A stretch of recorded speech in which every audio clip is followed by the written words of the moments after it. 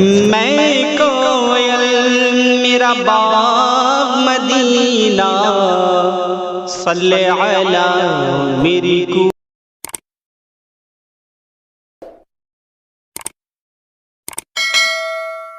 دو نام یاد رکھو. پہلا نام صفوان ابن امیہ. کیا نام ہے؟ صفوان ابن امیہ. اور دوسرا نام عمیر ابن وہب. کیا نام ہے؟ عمیر ابن وہب.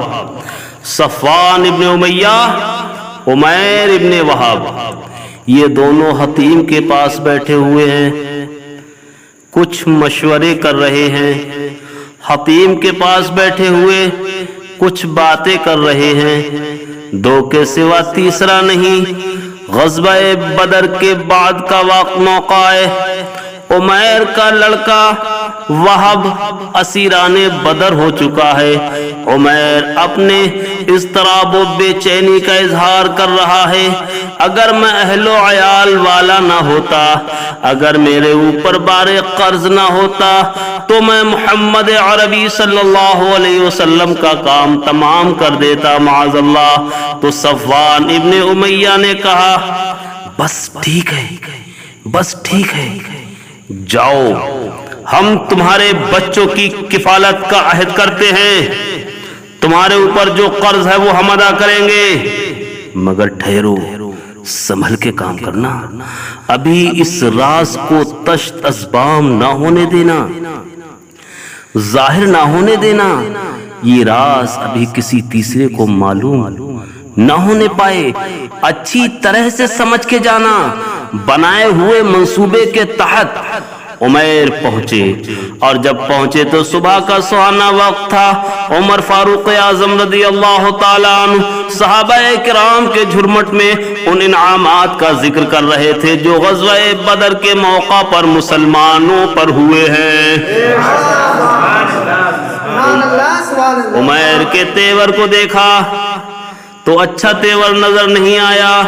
حضرت عمر سمجھ گئے. جب بات گوش رسالت تک پہنچی تو سرکار نے کہا عمیر کو آنے دو. سبحان اللہ. عمیر بارگاہ رسالت میں حاضر ہوئے، اور حاضر ہو کر ایک سلام، وہ جاہلیت والا سلام، صبح بخیر ہو، جس کو آپ کہتے ہیں گڈ مارننگ. کیا کہتے ہیں؟ Good morning. یہ جاہلیت کا سلام ہے. میرے رسول نے اسی وقت ان کی اصلاح کی تھی. یہ جاہلیت کا سلام ہے. اور مسلمانوں کا سلام کیا ہے؟ مسلمانوں کا سلام ہے السلام علیکم. مگر لوگ اب السلام علیکم میں بھی کنشیشن شروع کر رہے ہیں. اس کے اندر سلام علیکم چل گیا. کوئی سلام علیکم کہہ رہا ہے، کہیں سلام علیکم چلا ہوا ہے. تو اس طرح یاد رکھنا، سلام مسنون ادا نہیں ہوتا.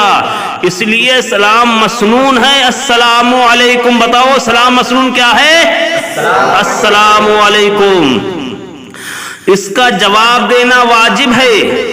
اگر کوئی صرف سلام علیکم کہے تو اس کا جواب دینا واجب نہیں. یاد رکھنا، اگر کوئی سلام علیکم کہے یا السلام علیکم کہے تو اس کا جواب دینا واجب نہیں. السلام علیکم کا جواب دینا واجب ہے، کیوں؟ سلام مسنون ہے السلام علیکم. تو حضرات میرے رسول نے کہا یہ تاریکی کا سلام ہے، اللہ نے ہمیں روشنی کا سلام دیا ہے السلام علیکم. مگر دوستو، تاریخ اپنے کو دہراتی ہے. ایک اس تاریخی دور میں یہ سلام کیا گیا تھا، اب اس دور میں گڈ مارننگ، گڈ نائٹ بطور سلام چل گیا ہے. چل گیا نہیں چل گیا؟ بتاؤ. گڈ نائٹ اور گڈ مارننگ کا مطلب کیا؟ میں نے بہت کوشش کی سمجھنے کی، بہت کوشش کی سمجھنے کی. کیا مطلب؟ سوچنے لگا، بہت سوچا تو دو ہی مطلب سمجھ میں آئے۔ گڈ مارننگ کا مطلب ہے کہ صبح اچھی ہے، یا کہ صبح اچھی ہو، یا صبح اچھی ہے، یا صبح اچھی ہو۔ اگر یہی معنی ہے گڈ مارننگ کہ صبح اچھی ہے، تو اس کا مطلب تو یہی ہے نا کہ صبح اچھی ہو چاہے رات پر قیامت آ جائے۔ تو ہم تو صرف ایک پہر کا سلام لے کر آئے، اور گڈ نائٹ کا معنی رات اچھی ہو جائے، صبح پر قیامت آ جائے۔ ہم کو اس سے مطلب و غرض نہیں، ہم تو صرف ایک پہر کی بات لے کر آئے ہیں۔ اور اگر آپ نے یہ کہا کہ جی نہیں، یہاں اچھی ہو کا سوال نہیں، اچھی ہے کی بات ہے، گڈ مارننگ صبح اچھی ہے، ہم نے کہا اچھا گڈ نائٹ رات اچھی ہے، ایسی بات ہے؟ تو کہا ہاں ایسی بات ہے۔ تو اب بتاؤ، کسی کے گھر میں میت ہو گئی اور شام کو آپ پہنچے اور آپ نے کہا گڈ نائٹ رات اچھی ہے، حضرات ایک سیٹ خالی ہو گئی، پتہ نہیں وہ آپ کا سلام سمجھے گا یا گالی سمجھے گا۔ یوں ہی کسی کے گھر میں رات چوری ہو گئی، صبح آپ پہنچے اور کہہ پڑے گڈ نائٹ، تو پتہ نہیں وہ آپ کی دعا سمجھے گا یا گالی سمجھے گا۔ اس کے برعکس اسلام کا سلام، السلام علیکم، تم پر سلامتی ہو، یہاں پر بھی ہو، صبح کو بھی ہو، دوپہر کو بھی ہو، شام کو بھی ہو، دن کو بھی ہو، رات کو بھی ہو، یہاں بھی ہو وہاں بھی ہو، ایک سلام جنت تک پہنچا رہا ہے، ایک ہی سلام ساتھ نہیں چھوڑ رہا۔ کہیں میت ہو گئی تو وہاں بھی کہا السلام علیکم، تم پر اللہ کی سلامتی ہو۔ اس نے ایک لیا اور 1000 دینے کی قدرت رکھتا ہے۔ سلامتی چاہیے، بس اس کا کرم چاہیے، مگر وہی بات ہے دوستو، کہتے ہیں کہ پہلے چراغ کے نیچے اندھیرا ہوتا تھا، اب چراغ کے اوپر اندھیرا ہوتا ہے، کسی جگہ پر دائیں بھی اندھیرا ہوتا ہے۔ ایسا محسوس ہوتا ہے پہلے کا چراغ زبان حال سے کچھ کہتا تھا، پہلے کا چراغ یہ کہتا تھا سنو جی، اوپر کو روشن رکھو، نیچے تاریک رہے کوئی حرج نہیں، جانا تو وہی ہے نا، آخرت کو روشن رکھو۔ اور آج کا چراغ الٹ کے کہتا ہے ارے ادھر کیا دیکھتے ہو، ادھر روشن رکھو، یہاں تو آرام سے گزرتی ہے عاقبت کی خبر خدا جانے۔ سرکار رسالت نے پوچھا کہ عمیر تم کس لیے آئے ہو؟ کہا اپنے بچے کی رہائی کی درخواست لے کر آیا ہوں۔ صحیح بتاؤ کس لیے آئے ہو، صحیح و سچی بات بتاؤ۔ بس رہائی کی درخواست لے کر آیا ہوں۔ دیکھو کیا تم میں اور صفوان ابن امیہ میں یہ بات نہیں ہوئی، مکے کے اندر کعبے کے قریب حتیم کے پاس، کیا اس نے تمہارے بچوں کی کفالت نہیں لی؟ کیا اس نے تمہارے قرض کو ادا کرنے کا وعدہ نہیں لیا؟ سنو عمیر، تمہارے اور میرے مابین خدا کا ارادہ حائل ہے، تم مجھے کوئی نقصان نہیں پہنچا سکتے۔ اتنا سننا تھا کہ حضرت عمیر کے دماغ میں ایک عجیب انقلاب پیدا ہو گیا، ایک عجیب تحریک پیدا ہوئی کہ بات ہوئی تھی مکے میں، مدینے والے نے کیسے جان لیا؟ بات ہوئی تھی دو کے درمیان، تیسرے نے کیسے جان لیا؟ فوراً پڑھتے ہیں اشہد ان لا الہ الا اللہ واشہد ان محمدًا عبدہ ورسولہ۔ حضرات کلمہ پڑھ کے مشرف با اسلام ہوئے۔ اب میں تم سے ایک سوال کرتا ہوں، بتاؤ کہ حضرت عمیر کو جو ایمان کی دولت ملی، اس میں تحریک کہاں سے پیدا ہوئی؟ اس میں تحریک کہاں سے پیدا ہوئی؟ اس کا محرک کون تھا؟ کس نے یہ انقلاب پیدا کیا کہ ایمان لاؤ؟ یہی بات تو تھی کہ رسول اللہ صلی اللہ علیہ وسلم نے غیب کی بات بتا دی، ان کے دل میں ایمان کی تحریک پیدا ہو گئی۔ رسول کے علم غیب کو جب انہوں نے سمجھ لیا تو وہ ایمان لانے پر مجبور ہو گئے۔ کتنا زمانہ بدل چکا ہے، کبھی رسول کے علم غیب کو لوگ مان کر مومن بنتے تھے اور آج انکار کر کے ایمان کا دعویٰ رکھتے ہیں۔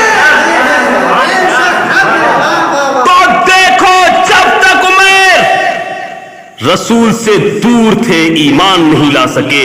لا الہ الا اللہ، جب تک عمیر رسول سے دور تھے، ایمان نہیں لا سکے، نہیں مان سکے لا الہ الا اللہ کو، اور اور جب قریب ہو گئے تو مان لیا، ظاہر ہو گیا لا الہ الا اللہ دعویٰ ہے اور محمد رسول اللہ دلیل ہے۔ جب تک تم دلیل کو نہیں سمجھو گے دعویٰ کو نہیں مان سکتے۔ اس کو میں ایک مثال سے سمجھاؤں، وہ یہ کہ یہ عبادت کرنے کا جذبہ، سر جھکانے کا جذبہ انسان کا فطری جذبہ ہے کہ نہیں ہے؟ اور یہ بات ہے کہ فطرت کہیں غلط راستے پر لگی ہو، مگر پوجنے کا جذبہ، عبادت کرنے کا جذبہ یہ انسان کا فطری جذبہ ہے۔ ایک بات اور ذہن نشین رہے کہ انسان پوجنا تو چاہتا ہے مگر اپنے سے کمزور کو نہیں پوجنا چاہتا۔ انسان عبادت کرنا تو چاہتا ہے مگر اپنے سے کمزور کی عبادت کرنا نہیں چاہتا۔ انسان پوجنا تو چاہتا ہے مگر اپنے سے کمزور کو پوجنا نہیں چاہتا۔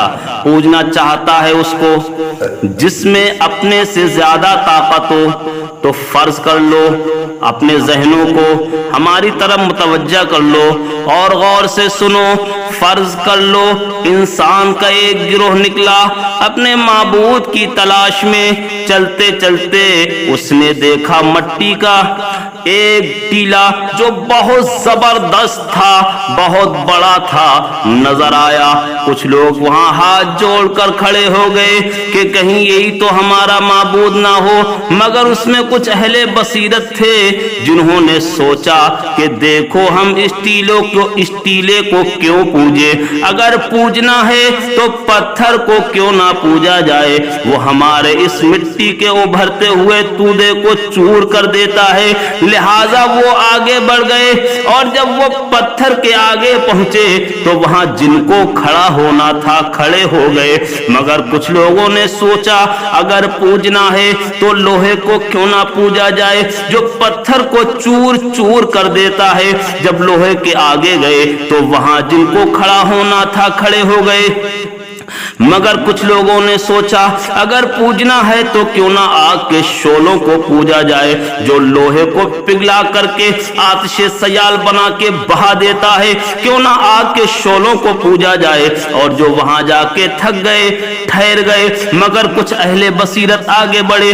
آگے بڑھنے کے بعد انہوں نے سوچا اگر پوجنا ہی ہے تو کیوں نہ پانی کے قطروں کو پوجا جائے جو آگ کے وجود کو فنا کر دیتے ہیں، پھر دریا کی روانی کی کیوں نہ پرستش کی جائے۔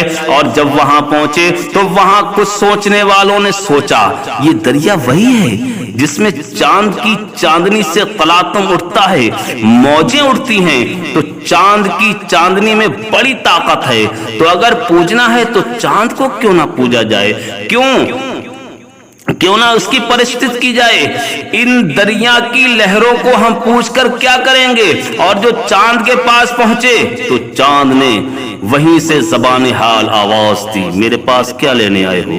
ارے یہ روشنی بھی میری اپنی روشنی نہیں ہے، یہ تو مانگنے کا اجالا ہے، یہ دوسرے کا اجالا ہے، یہ سورج کی روشنی ہے جو چاند کے آئینے سے چھن رہی ہے۔ اور چاند یہ بھی کہتا ہے کہ دیکھو تم نے نہیں دیکھا، میں ایک ہی دن تو کامل نظر آتا ہوں، ایک ہی دن تو پورا نظر آتا ہوں، اسی شب سے کم ہوتا رہتا ہوں، کم ہوتے ہوتے غائب ہو جاتا ہوں۔ کیا میں اس لائق ہوں کہ مجھے پوجا جائے؟ جو اہل بصیرت چاند کی زبان حال کی بات سمجھ سکے انہوں نے قدم آگے بڑھا دیا اور سوچا کہ جس کا نور چاند میں آ رہا ہے کیوں نہ اس سورج کو پوجا جائے۔ جب سورج کے پاس پہنچے تو بہت سے لوگ کھڑے ہو گئے، مگر اہل بصیرت نے سوچا یہ سورج جو آدھی دنیا کو روشن کرتا ہے، آدھی دنیا تاریک رہتی ہے، ظاہر کو روشن کرتا ہے، باطن تاریک رہتا ہے، ہم ایسے کو نہ پوجیں گے، ہم تو اس کو تلاش کر رہے ہیں جو نور السماوات والارض ہے، جو زمین و آسمان کا نور ہے، جو ظاہر و باطن کو منور کر دے۔ الغرض تلاش کرنے والے تلاش کرتے کرتے فرض کر لو مقدس سرزمین حجاز پر پہنچے، وہاں جا کر انہوں نے دیکھا تو ان کی حیرت کی انتہا نہ رہی۔ ارے ہم کیا منظر دیکھ رہے ہیں کہ ایک انسان، دیکھنے میں انسان، چلنے میں انسان، بولنے میں انسان، بیٹھنے میں انسان، اٹھنے میں انسان کا انداز اختیار کیے ہوئے ہے، مگر یہ کیسے غضب کا انسان ہے، اشارہ کرتا ہے تو چاند کے دو ٹکڑے کر دیتا ہے، اشارہ کرتا ہے تو سورج کو پلٹاتا ہے، اشارہ کرتا ہے تو کنکریاں کلمہ پڑتی ہوئی نظر آ رہی ہے، اشارہ کرتا ہے تو درخت جھک جاتے ہیں، اور قدم اٹھاتا ہے تو عرش سے اوپر گزر جاتا ہے۔ یہ کیسا غضب کا انسان ہے؟ یقیناً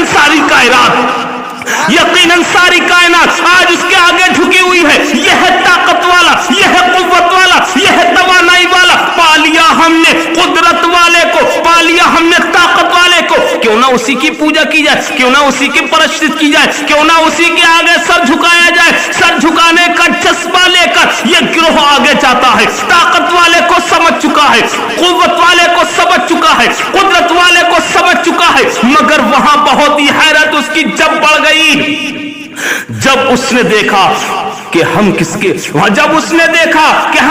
آگے جھکنے آئے ہیں۔ ارے یہ تو خود کسی کے آگے جھکا ہوا ہے۔ سبحان ربی العالی، سبحان ربی العالی، سبحان ربی العالی۔ اے آنے والے ٹھہر جاؤ، ہم تمہارے سر کو اپنے آگے جھکنے نہ دیں گے۔ اشہد ان لا الہ الا اللہ واشہد ان محمد عبدہ واشہد ان لا الہ الا اللہ اشہد ان لا الہ الا اللہ۔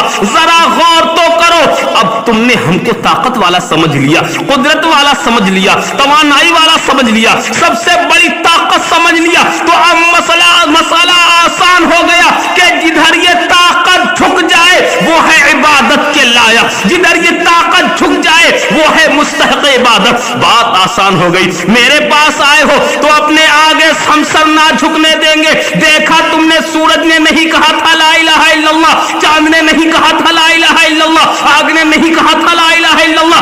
زبان قال کسی کی بھی نہ بول سکی، زبان حال بولتی رہی، مگر سمجھتا کون ہے؟ کسی کی زبان قال نہ بول سکی مگر میرے رسول جو برہان ہے، جو دلیل ہے۔ یہاں جب تم آؤ گے تو یہ اپنے آگے نہیں جھکائیں گے، دعوے کے آگے جھکائیں گے، دعوے کو منوائیں گے، کیونکہ لا الہ الا اللہ یہ اسلام کا دعویٰ ہے اور محمد رسول اللہ اس دعوے کی دلیل ہے۔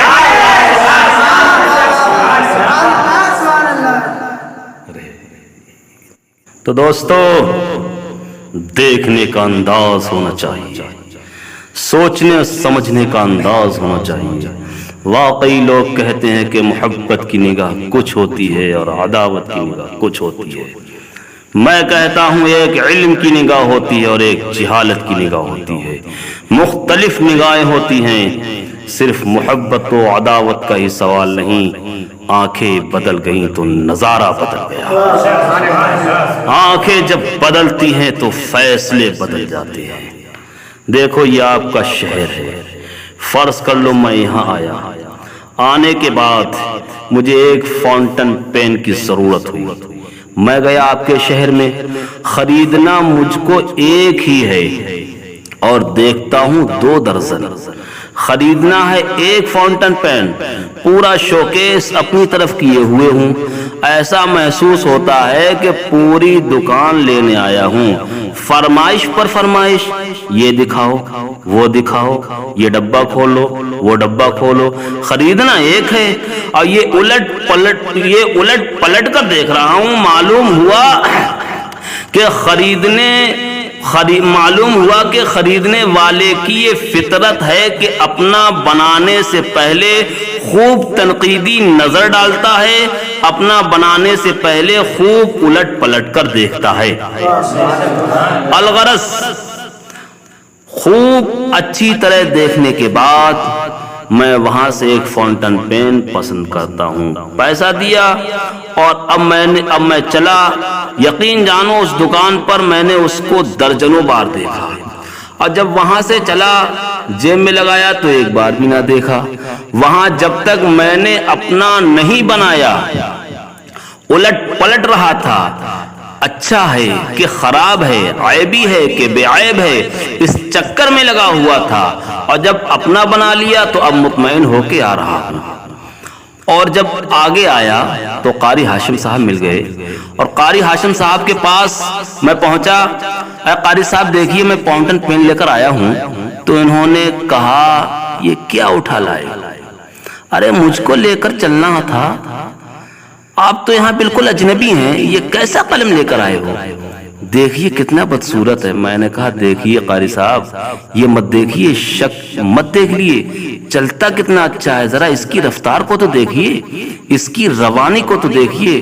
تو حافظ صاحب تنقید کر رہے ہیں، میں تعریف کر رہا ہوں، قاری صاحب تنقید کر رہے ہیں، میں خوبی دکھا رہا ہوں، وہ برائی۔ میں کہوں گا ارے قاری صاحب، آپ کی نظر جو اس پر تنقیدی پڑ رہی ہے اس کی وجہ یہ ہے کہ یہ قلم آپ کا نہیں، میرا ہے، تو میں اس کی برائی دیکھنا نہیں چاہتا۔ اگر اس میں کوئی خوبی ہو تو بتاؤ، ورنہ خاموش رہو۔ اب تو میں اپنا بنا چکا ہوں، میں کیسے کہوں یہ میرا ذوق انتخاب غلط تھا۔ قاری صاحب، جب تک میں نے اپنا نہیں بنایا تھا میں نے بھی بہت الٹ پلٹ کے دیکھا، مگر میں اب اپنا بنا چکا ہوں۔ اب برائی مت دکھاؤ، اچھائی دکھاؤ، اب عیب نہ دکھاؤ، خوبیاں دکھاؤ، نہیں تو خاموش رہو۔ سنو جی، یہی ہوتا ہے اپنانے کا مزاج۔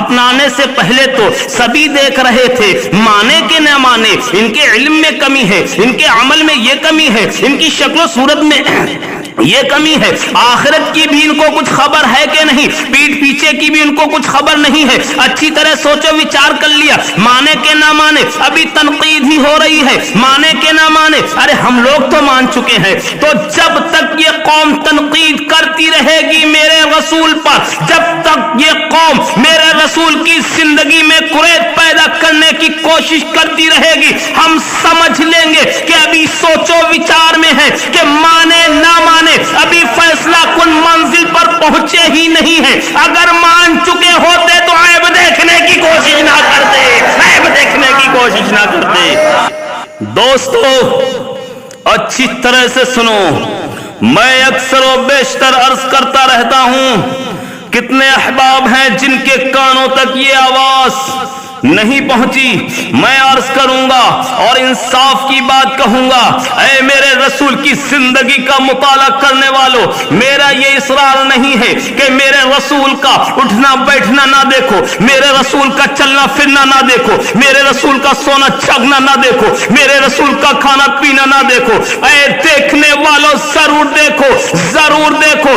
اگر تم میرے رسول کا اٹھنا بیٹھنا نہ دیکھو گے تو تمہیں اٹھنے بیٹھنے کا طریقہ کہاں سے آئے گا؟ اگر تم میرے رسول کا کھانا پینا نہ دیکھو گے تو تمہیں کھانے پینے کا سلیقہ کہاں سے آئے گا؟ اگر تم میرے رسول کے اٹھنے بیٹھنے کو نہ دیکھو گے تو تمہیں اٹھنے بیٹھنے کا طریقہ کہاں سے آئے گا؟ میری گزارش ہمیشہ یہی رہتی ہے کہ صرف ایک ہی نظر سے مت دیکھو، زمین پر چلتا دیکھتے ہو تو کہکشاں سے گزرتا ہوا بھی تو دیکھ لو۔ اے دیکھنے والوں، اگر کسی کا بود اٹھاتا دیکھتے ہو تو سورج کا پلٹانا بھی تو دیکھ لو۔ اے دیکھنے والوں، دندان مبارک کا شہید ہونا دیکھتے ہو تو معراج کی رات سینہ شک ہو گیا، ایک قطرہ خون نہ نکلا، یہ بھی تو دیکھ لو۔ ارے یہ بھی دیکھو، اے دیکھنے والوں وہ بھی دیکھو۔ اس لیے جب تک تم میرے رسول کو اٹھتا بیٹھتا دیکھو گے، کھاتا پیتا دیکھو گے، سوتا جاگتا دیکھو گے، میرے رسول کے دندان مبارک کا شہید ہونا دیکھو گے، جب تک تم سب یہ دیکھتے رہو گے اس رسول کو خدا نہیں کہہ سکتے۔ اور جب کعبہ قوسین میں دیکھو گے، جب سدرا کے اوپر دیکھو گے، جب سورج کو پلٹاتا دیکھو گے، جب چاند کو ٹکڑے کرتا دیکھو گے، جب جانوروں کو سجدہ کراتا دیکھو گے، جب کنکریوں سے کلمے پڑھواتا دیکھو گے، تو اس رسول کو اپنی طرح نہیں کہہ سکتے، اپنے جیسا نہیں کہہ سکتے۔ اس لیے میں کہتا ہوں، ارے یہ بھی دیکھو، وہ بھی دیکھو، نہ خدا کہہ سکو نہ اپنے جیسا کہہ سکو۔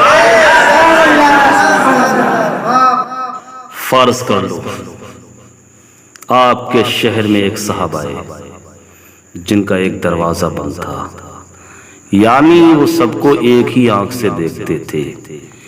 ایک روز نکلے، شہر کی گلیوں کی سیر کر کے آئے اور آ کر کے جناب قاری ہاشم صاحب کے مکان میں پہنچے۔ انہوں نے کہا، بھائی آپ نے ہمارا شہر دیکھ لیا؟ ہاں صاحب دیکھ لیا۔ کیسا شہر لگا؟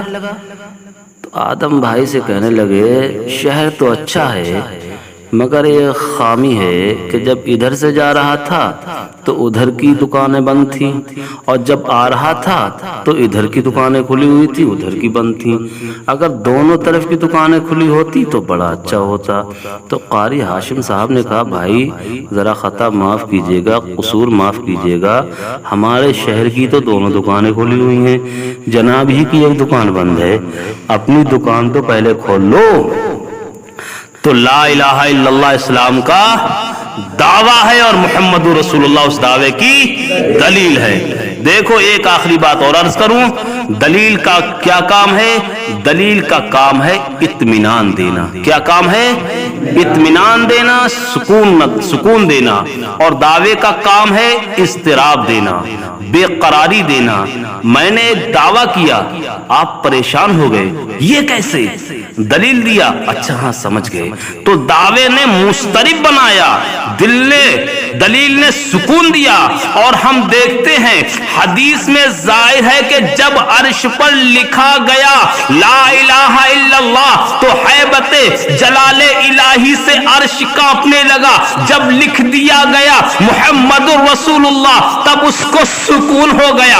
دعوے کا کام مضطرب کر دینا، دلیل کا کام سکون دینا۔ ہر منزل میں دیکھو دعویٰ اگر اضطراب دیتا ہے تو دلیل سکون بخشتی ہے۔